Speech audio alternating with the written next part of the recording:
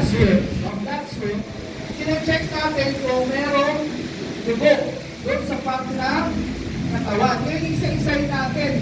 Pero mamaya magpakita niya ang mabilisan. Ibig sabihin na sama-sama rin, may chemistry.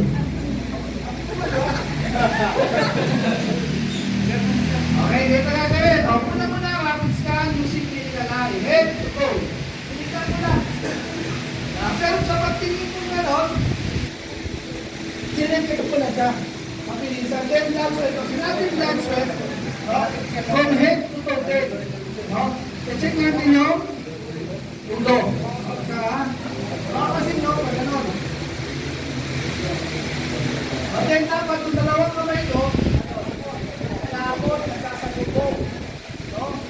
Pagkasalubong kung gano'n, titignan ko kung meron dugo.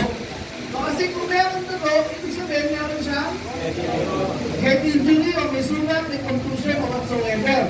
O kaya may dugo siya. Then, ito to, tingnan natin dito, mabilisan yun, no? Kasi check lang natin, yung dugo. Naalam lang natin kung meron dugo, natin sa puto, katawan. Pero dapat, magsasalubong, ha? Then, meron din dito. Okay lang,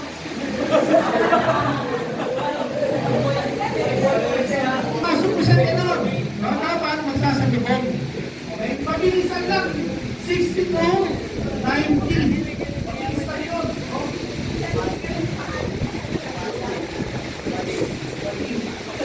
Pabilisan lang.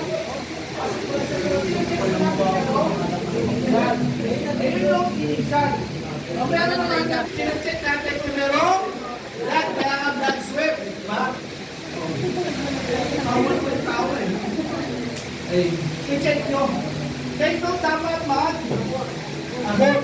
Kasi paano kung yung pagtanong ko saan namin nakita na akong dugo. No? Pero kung mayroon pa ang medic na kasama, pwede mo lang ipatreat. O nagtatrin mo, nakakita ka ng dugo. No? Either saan, sa gilid o dito, usually ang ginagawa natin, dapat meron kayong machine o yung tawag natin power scissor. Ginagawa natin is ginagawa natin. O yung taon. Okay lang? O yung tawag natin ino-open natin. Expose. O kailangan expose nyo. Paano nyo malalaman kung saan nanggaling yung dugo kung hindi natin i-expose? Nagkakaintindihan? Paano ko dito, sir? Paano ko dito sa pagtalita? Pagdali ko dito. Sa pagtagpuhon, no?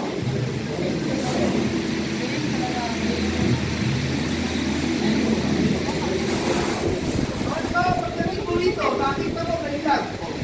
Automatic, expose natin. Pero take note guys, pag babae, bigyan nyo naman ng konting respeto. Paalam kayo.